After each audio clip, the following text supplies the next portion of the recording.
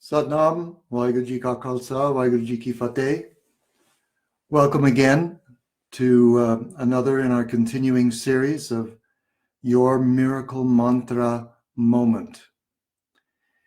In these get-togethers, we chant the miracle mantra, the Shabad Dandan Ram Das Gur, Jinsiriya Tine Savaria.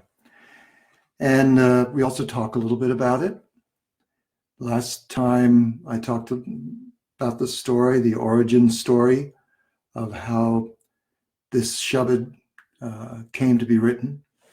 And I'm going to talk a little bit more today about the significance of that tied up in that story. And so I hope you'll enjoy it. And we're going to start right in on the chanting of this mantra. And just to remind you, as I do each time, you can do this simply by meditating and listening or chanting along. That's perfectly fine. And if you're doing it that way, then you can just be, considering your connection to Guru Ram Das and that place of compassion and healing, and manifesting that within yourself. But there's also a way to practice this using a mudra. That is, with the right thumb is up, the left hand wraps around the thumb, and then the right fingers come up around the back. I don't know if you can see all that very clearly, but so we can do that again. So the right thumb is up, the left hand wraps around that, and then the right fingers come up around the back. And you just hold that gently at your heart center, and your elbows are relaxed at your sides. And you just have your eyes closed. And also you can just simply listen, or you can chant along if you know the mantra, if you know the words. So we're going to just dive right in, and we'll start this right now.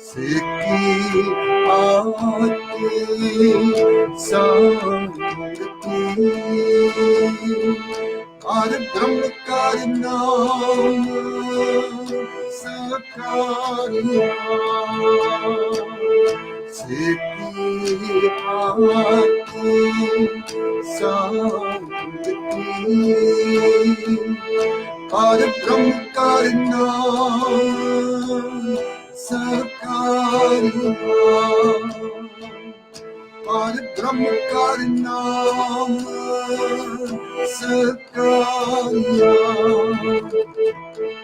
पर ब्रह्म का नाम सकारिया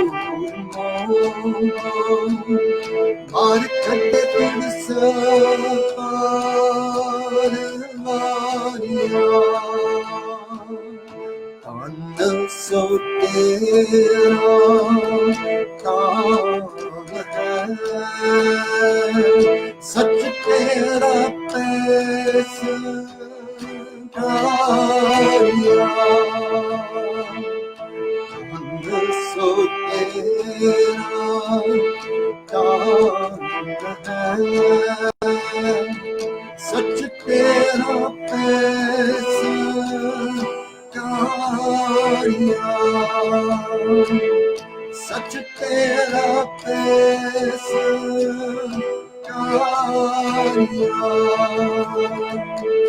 सच तेरा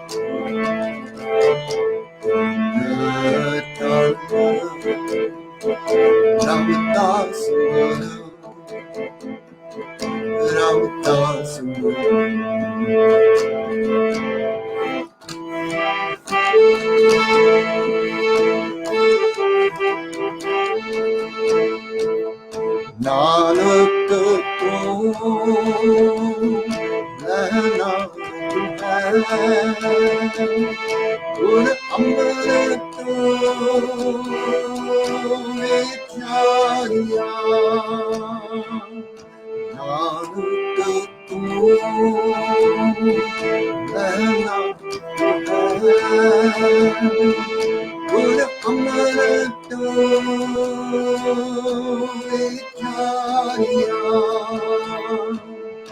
गुर विटात मान सदा गुर विटात मान सदा गुर विटात मान सदा गुर विटात मान सदा गुर विटात मान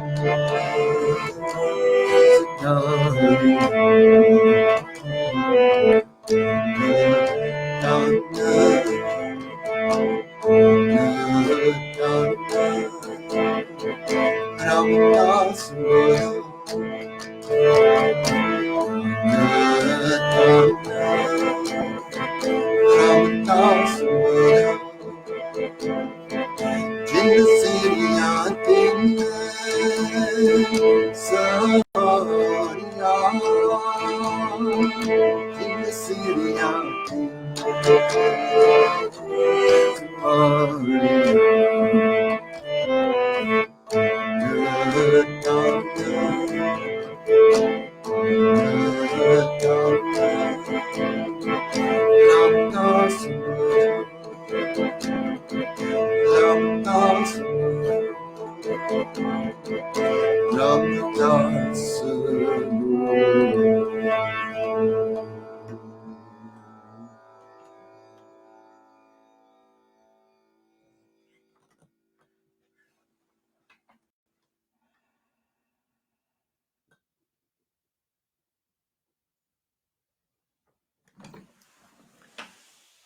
Sanam. So, thank you for joining us live. So I know that some people will watch this after we've finished, and that's fine. If you can't make it, then it'll be up on the Facebook page and you can tune in later or watch it again, whatever works for you.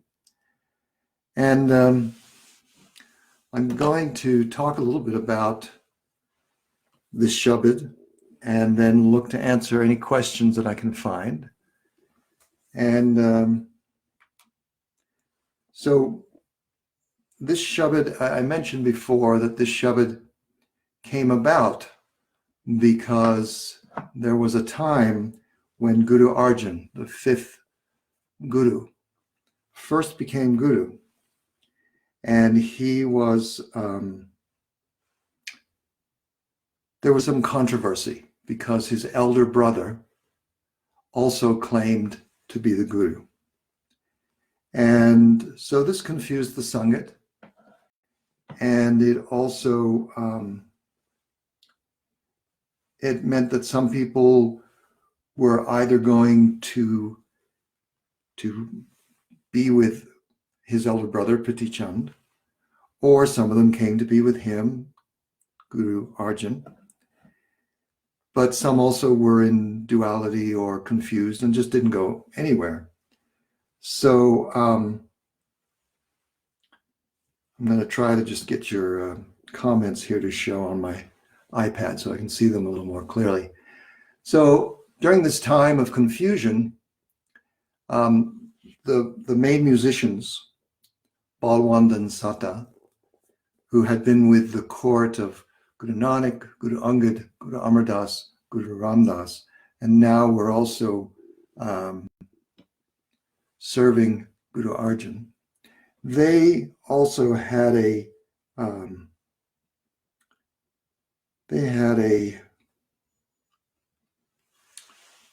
challenge to their own commitment, their own spiritual path, to their commitment to that. And you could say it's like when someone goes through a period of doubt. And so that's what they were going through. And so they left. And the two musicians who left, they were Muslims. And the Sikhs, who had been following all the gurus to that point, had not put much energy into the study of music. So when they left, this created a void. And I can easily see now that this was a turning point, a major turning point in the history of the Sikhs, because suddenly they had to take it upon each and every person's responsibility to find a way to provide musical accompaniment to the Gurbani, to the singing of the words of the Guru. And so Guru Arjan himself took this upon himself as well.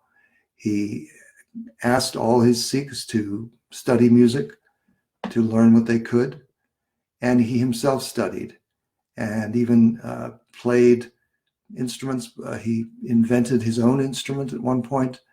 And so this was all happening in that void. Because if those musicians hadn't left, to this day, we might have a situation where in our gatherings in Gurdwara, we might have Muslim musicians. Now, there's nothing wrong with that. It was not a problem then, it's not a problem now. But it certainly would reflect differently on the way that our Gurdwara programs happen. And it also meant that each of us took on a new understanding of one of the aspects of being on this path, and that is to endeavor to absorb and be able to practice some musical abilities. Now, I know not everybody may be inclined or may feel that they have any talent for that. Personally, I feel everybody is a natural musician, but that's a discussion for another time. But it's interesting that because of that void, Sikhs now study music.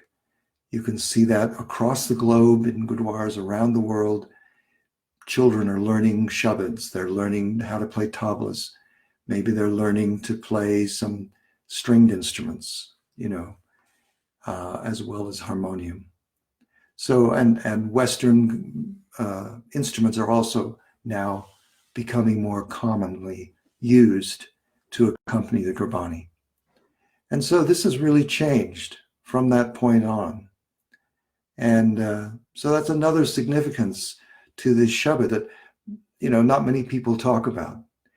Some people, some historians feel that Guru Arjan actually used a particular Kriya that we use in Kundalini Yoga called Gauri Kriya, which it uses a very long scale. And it goes on and on. And it's 22 notes, I think. And so it's, a great exercise for your vocal cords. The vocal cords are like muscles. And so when you do that, you become more competent. You gain strength in the vocal cords, more able to project and hold notes on pitch and that kind of thing. So that was what some people think was one of the tools that Guru Arjan used to just help people gain some understanding and some skill. So I'm seeing Lisa from Junction City in Oregon, and we have Shamkar from Bolivia, and we have people from Uruguay and Amritsar, and from Kitchener, Simran Gyankar from Kitchener, Canada. That's great. Actually, I'm looking at the last, you'll have to forgive me, I'm looking at Tuesday's comments. So I'm not able to get to them on this, apparently. So you'll excuse me for a minute when I bring the computer a little closer so I can see who's here. So we have, let's go back to the beginning. All right, we have Annie from Tampa and Audrey. Okay, new to Kundalini Yoga, great. Betty, sorry, and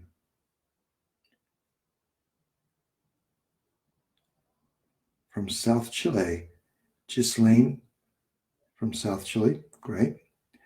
And Audrey from Santa Rosa, California. Jeannie from Texas. Araceli from Mexico City. And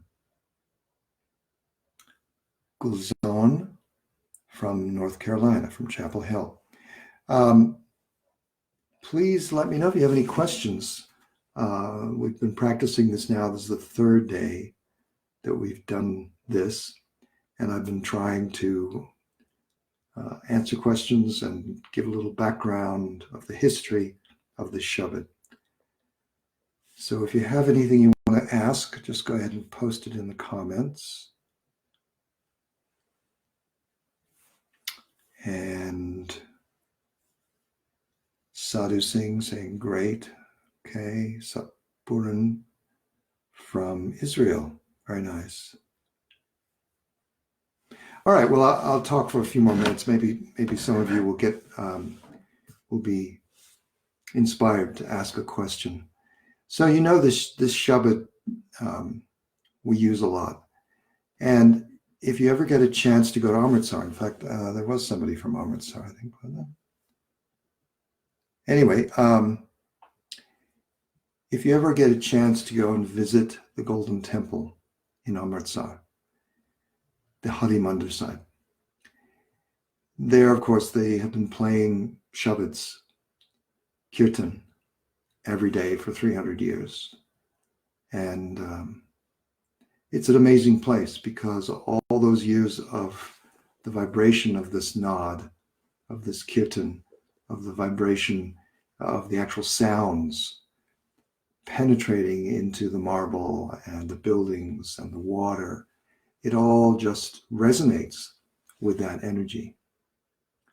And there, if you go there and spend any time around the temple, you'll hear lots of kirtan, but you'll definitely, if you spend more than a couple of hours there, you'll definitely hear the Shabad played, Dandan Ram Das Guru. It's very particularly cherished and loved by the people who visit there. And because Guru Ram Das is connected to the building of the Golden Temple and the Hari Mandir and the Sarovar, the water tank around it. So, people are feeling that connection. In fact, many people who go there often, you can hear them sort of mumbling this Dandan Ram Das Guru, Dandan Ram Das Guru. It's just in a way to say thank you, Guru Ram Das, for providing this amazing space that we all can come and visit. Well, not now, but not during COVID-19 isolation, but at some point in the future, we can go there again. And it is just an amazing place. If you get a chance to go to India, of course, somebody will say to you, oh, you have to go see the Taj Mahal. The Taj Mahal is an interesting piece of architecture, but it's kind of a dead space. It's a mausoleum. It's where the emperor buried one of his wives, and I think he's buried there too now. But it's beautiful in the sunrise or the sunset, spectacular, colorful, but it doesn't have anything like this going on, like what's going on every day at the Hari Mandir. And of course, they have the Langar program that feeds 50 to 100,000 people every day, and on holidays it's 250,000. It's just crazy. They prepare so much food, and they have it all down to just an amazing practice.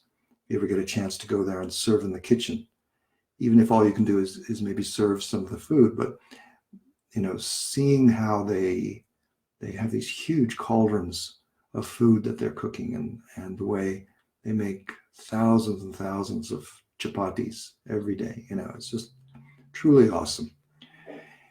Anyway, so the Hari Mandir is very special, and this Shabad is connected to that energy. I like to think that whenever I'm chanting it, singing it, that I'm there, that I'm right there, sitting, overlooking the water, looking at the Hari Mandir, and especially in the evening, they have it lit up, and the reflection off the water is just all golden, because the building itself is golden. It's very special. All right, so I have talked a little bit longer. Let's see if we've got any questions.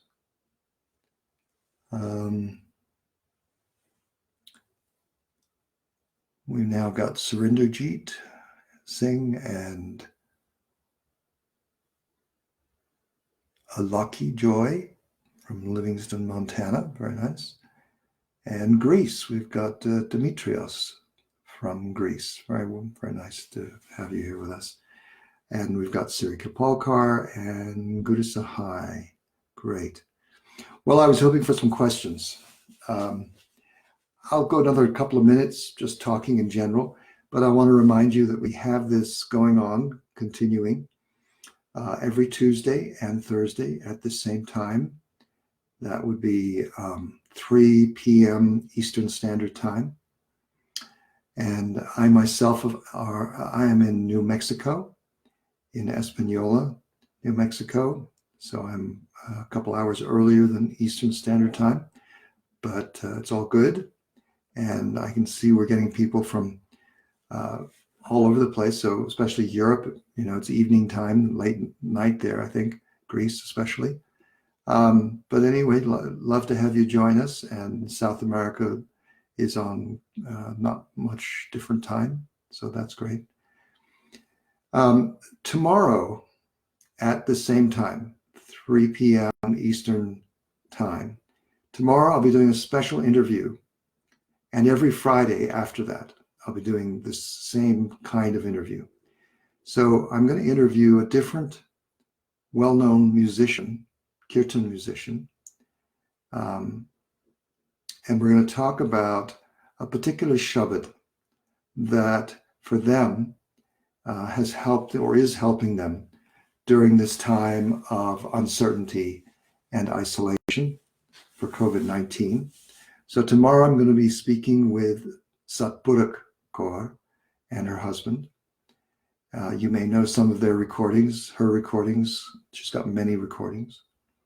Some of the other people that we're going to be talking with in upcoming weeks will be Hansu Jot Singh from Germany, Madhamunder Singh from here in America,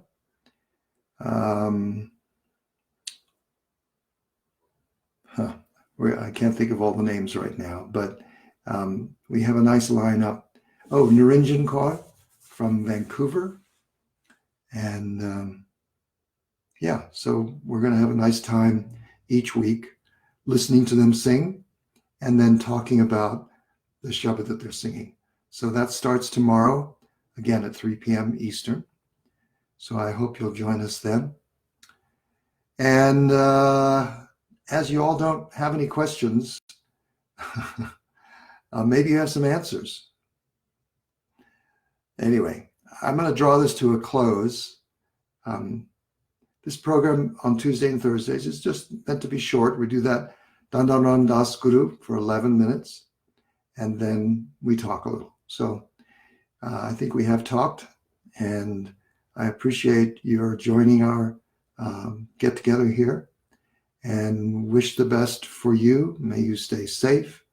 May you stay healthy, and I hope you can stay home. So all blessings to you and to your families, and we'll see you. I hope to see you tomorrow, but if not, see you again on Tuesday for our Dandan Ram Das Guru. And may you be blessed. Waheguru Ji Ka Khalsa, Waheguru Ji Ki Fateh.